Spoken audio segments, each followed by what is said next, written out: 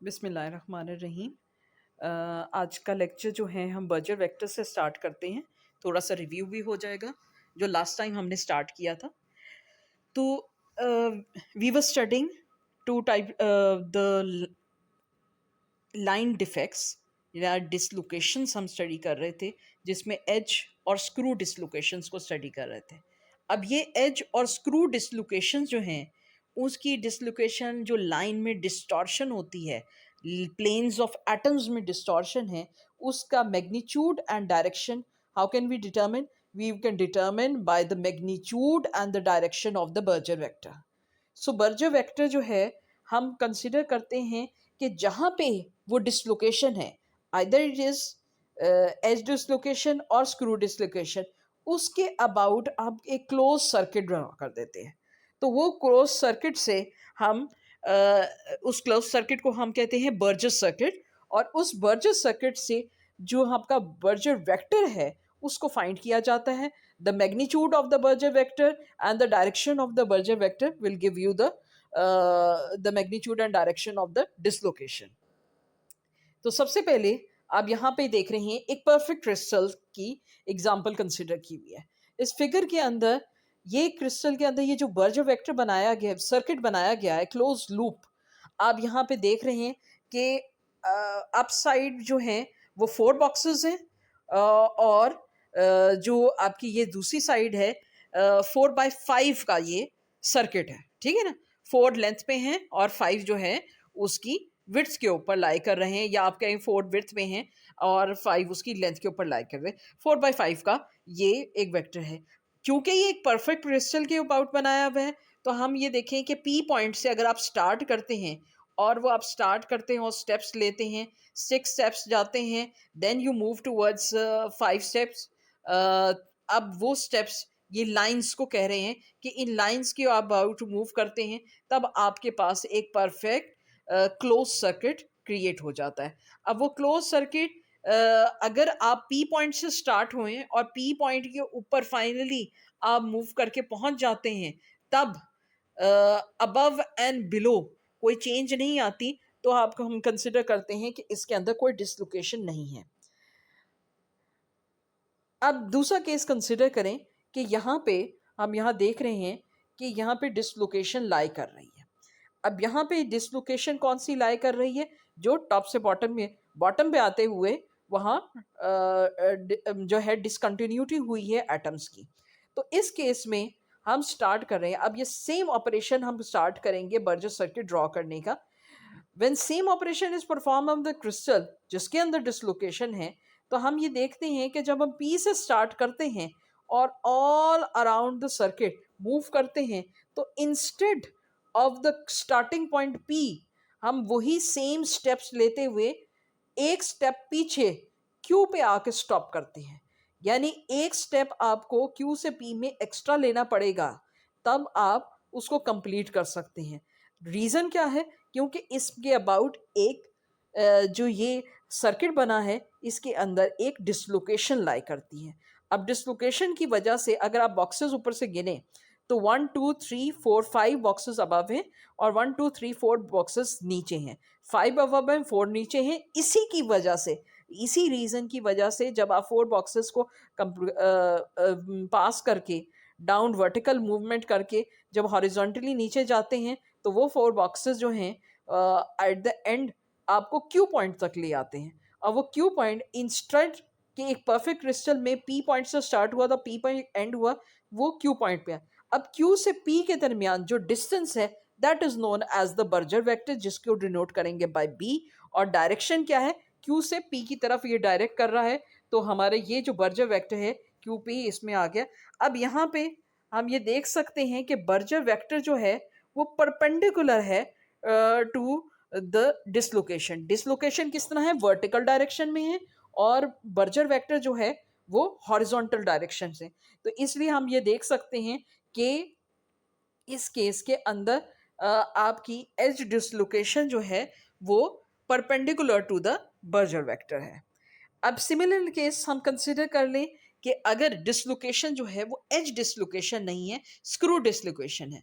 क्योंकि हमने generally consider किया था कि क्रिस्टल्स के अंदर मोस्टली मिक्स टाइप की डिसलोकेशंस होती हैं, एज भी होती हैं और स्क्रू डिसलोकेशंस भी होती हैं।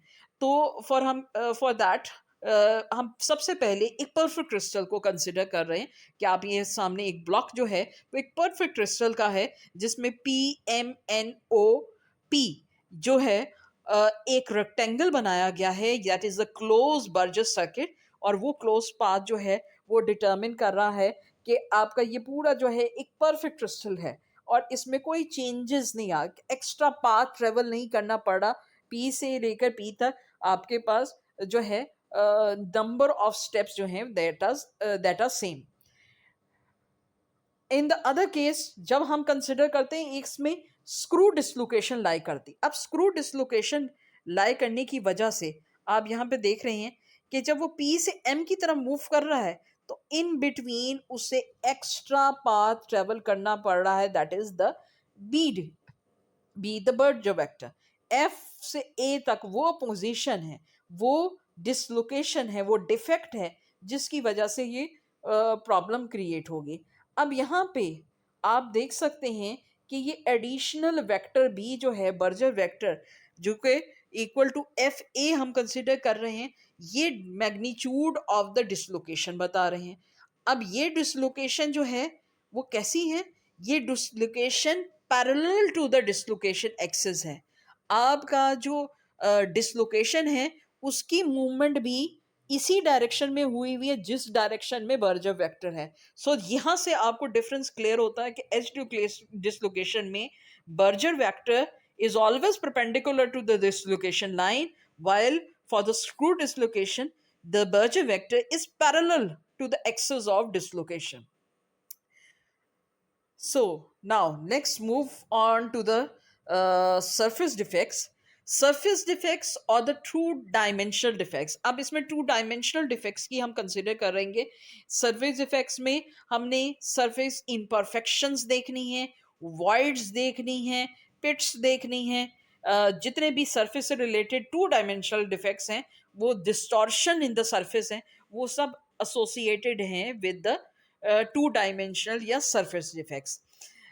अच्छा, the regions of distortion that lie about a surface having a thickness of few atomic diameters are known as the surface. अब surface जो हम consider करते हैं ना, वो हम पूरे जो उसकी थिकनेस है फ्यू एटॉमिक डायमीटर्स, हम फ्यू एटॉमिक उसकी जो थिकनेस तक हम सिर्फ सरफेस कंसिडर करते हैं, उसके बाद जितना नीचे है दैट इज द बल्क।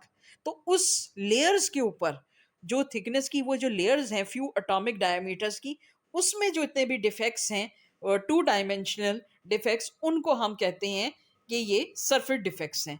अब surface defects are metastable imperfections if the crystal is heated close to its melting point, many of the surface imperfections appears.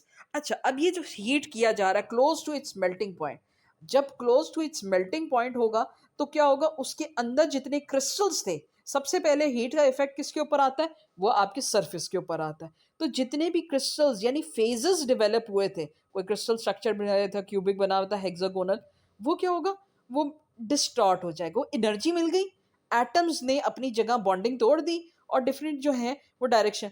अब वो जो atomic perfect atomic structure create हो रहा था, रेगुलर पैटर्न क्रिएट हो रहा था ऑफ द क्रिस्टल, वो चेंज हो गया। अब इसमें इम्परफेक्शंस आ गई। इसकी अब तो 4 एग्जांपल्स हैं। एक्सटर्नल सर्फेसिस बन गई, grain boundaries आ गई, twin boundaries and stacking faults. These are the 4 types of the surface defect that can occur in any crystal or solid. और वो हमेशा कब होगा, you required a driving force, and what the driving force, when you are heating it up and heating it at a very high temperature, which is close to the melting temperature, then these types of defects occur. सबसे पहले हम अब external surfaces को पढ़ते हैं कि जी external surfaces क्या है। अब आप इसमें एक्सटर्नल सर्फेसेस को देखें तो एक्सटर्नल सर्फेसेस में हम कंसिडर कर रहे हैं कि क्रिस्टल है वो इट्सेल्फ क्या होता है, उसमें बॉन्डिंग होती है, एटम्स कंप्लीटली अरेंज होते हैं, नेबरिंग के साथ बॉन्ड बना रहे हैं, एक परफेक्ट स्ट्रक्चर बना होता है। लेकिन जो सरफेस होती है अब उस सरफेस itself वो एक डिफेक्ट बन जाती। क्यों डिफेक्ट बन जाती? क्योंकि जो सरफेस के एटम्स हैं दे आर अनबाउंडेड। वो नीचे से बल्क के साथ तो बाउंडेड हैं, लेकिन अबव उसके ऊपर कोई लेयर एग्जिस्ट नहीं कर रही, तो वन साइड की वजह से वो अनबॉन्डेड है। एक साइड जो है वो उसकी अनबॉन्डेड, यहाँ पे आप देख सकते हैं। तो ये सबसे कॉमन है किसी भी क्रिस्टल के अंदर एक सरफेस डिफेक्ट का होना। ठीक है। अच्छा, अब नेक्स्ट जो है, since the surface atoms are not bonded to the maximum number of nearest neighbours, क्योंकि अबव कुछ है ही नहीं तो वो कैसे बॉन्ड होगा? There are in a state of high energy than the atoms in the interior of the crystal. This give rise to a surface energy. अब surface energy, अब ये इसमें high maximum इसके ऊपर जो है number of nearest atoms, nearest neighbouring atom के साथ ये बॉन्डेड नहीं है, तो ये high energy, state of high energy है, यानी इनके पास इतना पोटेंशियल है कि ये इजीली यहाँ से मूव कर सकते हैं और इसकी सरफेस को और डैमेज कर सकते हैं, बॉन्ड को अपना तोड़ सकते हैं। They are not that strongly bonded. The crystal tends to minimise the total surface area in order to reduce the surface energy, but it is not possible because solids are mechanically rigid. अब crystal में जो total surface area है, surface area हम consider कर रहे हैं कि वो सरफेस एरिया किससे मिलके बना? हर एटम का एक इंटरेक्शन। जो सरफेस एरिया हम कहते हैं ना, सरफेस एरिया कि जहाँ पे एक एटम दूसरे किसी एटम के साथ इंटरैक्ट कर सके, जिसमें ज्वाइनिंग हो सकते, वो सरफेस एरिया कहलाता है, जो इंटरफेस बनती है। अब वो इंटरफेस कहते हैं कि क्रिस्टल कोशिश तो करते हैं कि वो टोटल सरफेस एरिया को रिड्यूस कर सरफेस एरिया को इस तरह से मिनिमाइज करें कि इससे रिड्यूस हो जाए सरफेस एनर्जी, लेकिन क्योंकि वो मैकेनिकली रिजिड होते हैं इसलिए ये होना पॉसिबल नजर नहीं आता। Second one is the grain boundaries. अब ग्रेन बाउंड्रीज आप यहाँ पे देख सकते हैं, यहाँ पे ग्रेन बाउंड्रीज की एग्जांपल आपको नजर आ रही है कि एटम्स हैं, they are arrange in a specific manner, लेकिन 1 2 3 4 5 6 6 आपको फिगर नंबर ए में देखें, 6 आपको एटम्स की अरेंजमेंट जो है, ग्रुप ऑफ एटम्स की अरेंजमेंट डिफरेंट नजर आ रही है। जहां से इंटरफेस होता है कि एटम्स की अलाइनमेंट एक अरेंजमेंट से हटके दूसरी अरेंजमेंट में जाती है, उस इंटरफेस को कहते हैं ग्रेन बाउंड्रीज बन जाती है। अब इन्हीं ग्रेन बाउंड्रीज के अबाउट जो है आपकी डिसरप्शन आ जाती है प्लेन ऑफ एटम्स की। अब जहाँ पे प्लेन ऑफ एटम्स एक साइड पे अरेंज थे, दूसरे साइड पे वो डिफरेंट ओरिएंटेशन पे अरेंज है। अब in order to arrange the all the atoms in a same regular pattern, you required कि आप उस ग्रेन बाउंड्री को क्रॉस करें। उस ग्रेन बाउंड्री को क्रॉस करने के लिए you have to disrupt the motion of dislocation through that material. अब वो जो मोशन करवाना है उसके लिए आपको एनर्जी रिक्वायर्ड है, जो कि इलेक्ट्रिकल थर्मली कुछ भी होगी। ये ग्रेन बाउंड्री जो है वो डिफेक्ट बहुत इंपॉर्टेंट है। ये 2 डायमेंशनल क्रिस्टल स्ट्रक्चर में जब एग्जिस्ट करते हैं और बिटवीन पॉलीक्रिस्टलाइन मटीरियल यानी जिसमें डिफरेंट फेजेस हैं, तो ऑब्वियसली उनकी एटॉमिक अरेंजमेंट, उनकी प्लेसमेंट वो डिफरेंट होगी। तो उनके अबाउट जो इंटरफेसेस बन जाती हैं वो इफ़ेक्ट करती हैं प्रॉपर्टीज़ को। किसी मटेरियल की इलेक्ट्रिकल थर्मल कंडक्टिविटी जो है वो डिक्रीज हो जाती है विद द ग्रेन बाउंड्रीज। क्यों डिक्रीज हो जाती है? एटम्स के पास अब इतनी एनर्जी होनी चाहिए कि वो उस इंटरफेस या वो हर्डल है उसको क्रॉस कर सके। अगर एटम जो है सारे एक ही पैटर्न में अरेंज हो, एक ही ओरिएंटेशन हो, तो एटम्स का मूवमेंट करना आसान होता है। अदरवाइज अगर इन बिटवीन जब ये ग्रेन बाउंड्रीज क्रिएट हो जाती हैं तो कंडक्टिविटी तो उसी वक्त होगी जब आपकी ट्रांसपोर्ट ऑफ चार्जेस होंगे। तो एटम्स के मूवमेंट जो है वो कैसे हो सकती है? जब इन बिटवीन आपकी ये बाउंड्रीज क्रिएट हो। अच्छा, और इसके अलावा ये बाउंड्रीज क्या करती हैं? क्रिस्टलाइट साइज को रिड्यूस करती हैं। और जब क्रिस्टलाइट साइज, तो ये मैकेनिकल स्ट्रेंथ को इम्प्रूव, मैकेनिकल स्ट्रेंथ ऐसे इम्प्रूव होती है कि अगर कंसिडर करें एक क्रिस्टल है, उसमें रेगुलर परफेक्टली अरेंज एटम्स हैं in a similar pattern throughout the bulk, तो उसके अंदर आप डिस्ट्रप्शन प्रोड्यूस करना उसमें एटम्स को मूव करवाना, उसके अंदर वैकेंसी प्रोड्यूस करवाना, इट इज़ मच ईजियर। लेकिन for those who have grain boundaries, आपको वो डिसलोकेशन की मूवमेंट जो है वो डिस्टर्ब करना थ्रू आउट वो डिफिकल्ट हो जाता है कि उस बाउंड्रीज के अबाउट जो है, अब अगर कोई चीज़ फ्रैक्चर भी होगी तो फ्रैक्चर क्या डिफरेंट ओरिएंटेशन है, तो वो बिल्कुल एक क्लीन लाइन के थ्रू फ्रैक्चर नहीं होगी। इन बिटवीन ये ग्रेन बाउंड्रीज की वजह से वो फ्रैक्चर जो है वो एक्सीड नहीं कर सकेगा थ्रू आउट द बल्क। तो इसलिए मैकेनिकल स्ट्रेंथ भी इंप्रूव होती है due to these grain boundaries. Now the third one is the twin boundaries. Twin boundaries में ट्विन बाउंड्रीज या मिरर इमेज स्ट्रक्चर भी हम इसको कंसिडर करते हैं। इसके अंदर हम कंसिडर कर रहे हैं कि आपकी ये ट्विन बाउंड्रीज क्रिएट हुई हुई हैं। आप यहाँ पे प्लेन ऑफ एटम्स देख रहे हैं, इन बिटवीन जो है वो एक ट्विन बाउंड्री क्रिएट हुई हुई है जो कि हमें mayor reflection of that boundaries है। जब रिफ्लेक्शन होती है तो आपको एक ऑपोजिट फॉर्म में इमेज बनता है, यानी जो राइट है आपको इमेज में वो लेफ्ट नजर आ रहा होता है, तो इसको हम अभी मिरर इमेज कहते हैं। ये भी एक तरह का प्लेनर सरफेस डिफेक्ट्स है और ये एग्जिस्ट करता है जब कोई प्लास्टिक टाइप की डिफॉर्मेशन रिक्रिस्टलाइजेशन हो। जब टेम्परेचर बढ़ाया, इतना बढ़ाया कि एटम्स की बाउंड्रीज जो है इस तरह से बाउंड्रीज क्रिएट कर दी। अब ये जो बाउंड्रीज हैं ये प्रोड्यूस शेयर डिफॉर्मेशन की वजह से कोई ट्विस्टिंग कर दी, ट्विस्टिंग की वजह से भी शेयरली डिफॉर्म हो गया। अब एटम्स जो हैं वो पहले जो हॉरिजॉन्टली अरेंज थे वो हॉरिजॉन्टली अरेंज नहीं रहे, बल्कि शेयर फॉर्म में उन किसी एंगल पे मूव कर गए। तो इस टाइप की ट्विन बाउंड्रीज जब क्रिएट हो जाती हैं, mirror image like structures create हो जाते हैं, तो वो परमानेंट एक डिफॉर्मेशन होती है और ये रिक्रिस्टलाइजेशन के टाइम होती है। रिक्रिस्टलाइजेशन हम कंसिडर ये करते हैं कि एक स्ट्रक्चर डेवलप हुआ था, उस स्ट्रक्चर को जो है हीट अप किया गया, वो हीट अप हुआ, वो बॉन्डिंग टूटी और उसके बाद एक और अनदर स्ट्रक्चर रिक्रिस्टलाइज हो गया। तो another different type of phase जो डेवलप हो गया उसको हम कंसिडर करते हैं। Now the last one is the stacking fault. Stacking fault भी एक प्लेनर सरफेस इम्परफेक्शन है। स्टैकिंग फॉल्ट में हम ये कंसिडर करते हैं कि जो एटम्स हैं वो एक लेयर बाय लेयर एक दूसरे के ऊपर स्टैक हुए हुए हैं। Sequence of atom atomic layers in crystals lie करता है।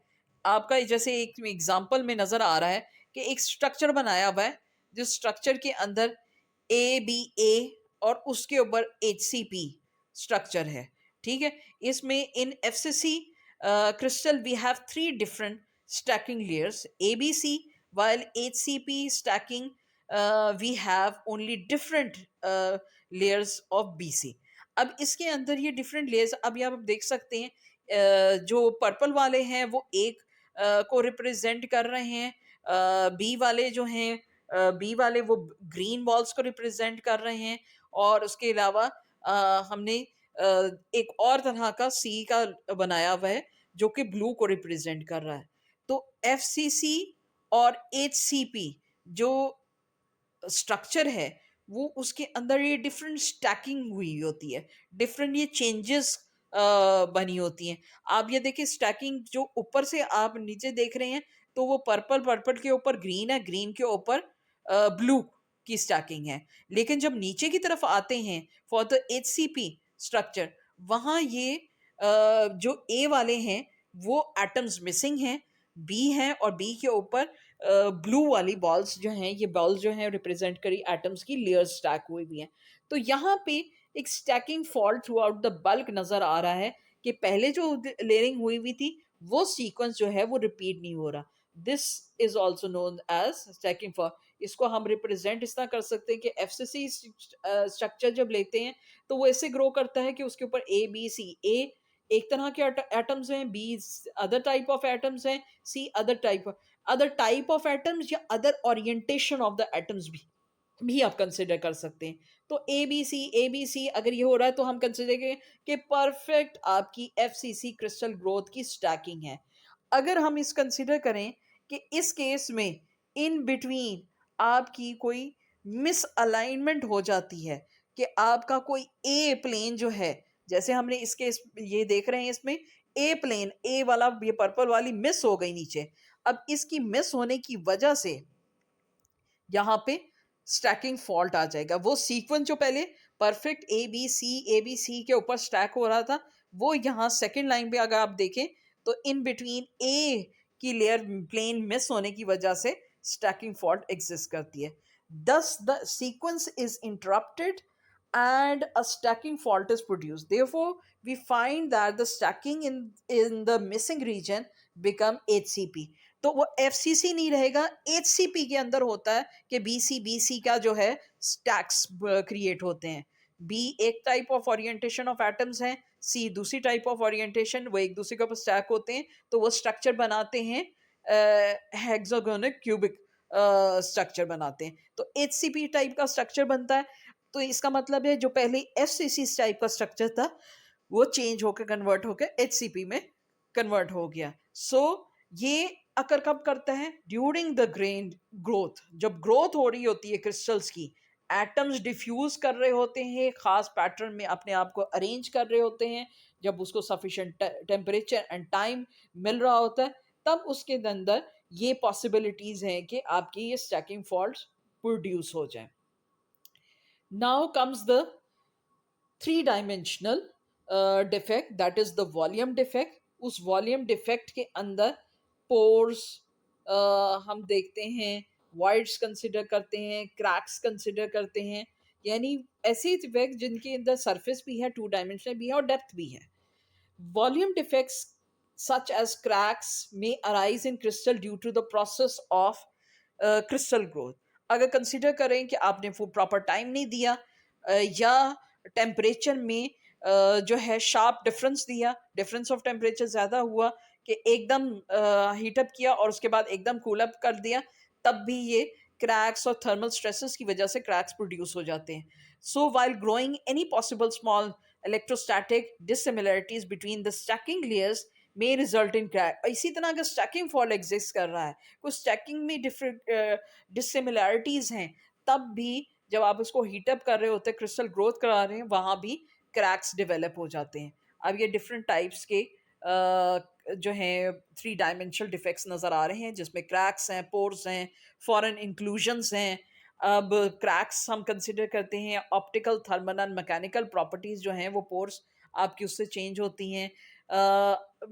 आफ्टर मैकेनिकल प्रॉपर्टीज़ जो है कोई थर्मल स्ट्रेसेस वगैरह की वजह से क्रैक्स होते हैं। फॉरेन इंक्लूजन्स ऑफ इफेक्ट्स हैं जो इफ़ेक्ट करते हैं इलेक्ट्रिकल, ऑप्टिकल, मैकेनिकल प्रॉपर्टी। सो ये तमाम डिफेक्ट जो हैं वो बेसिकली प्रॉपर्टीज़ को जो है वो ऑल्टर करते हैं, चेंजेस लाते हैं, और इट इज़ नॉट नेसेसरी कि ये चेंजेस जो हैं वो बुरी हों।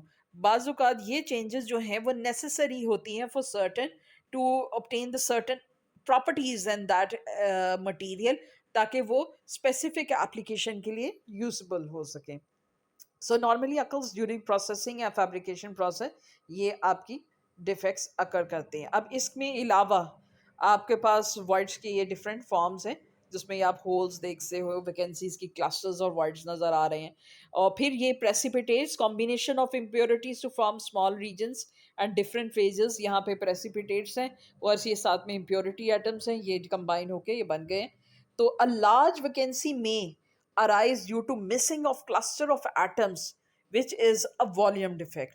अच्छा, अब ये लार्ज वैकेंसी में आ रहा है। अगर आपके पास नंबर ऑफ वैकेंसीज हैं तो उसकी वजह से क्या है कि नंबर ऑफ एटम्स मिस हो गए, तो उसकी वजह से आपके वो पोर्स या पिट्स क्रिएट हो जाती हैं, that is the volume effect.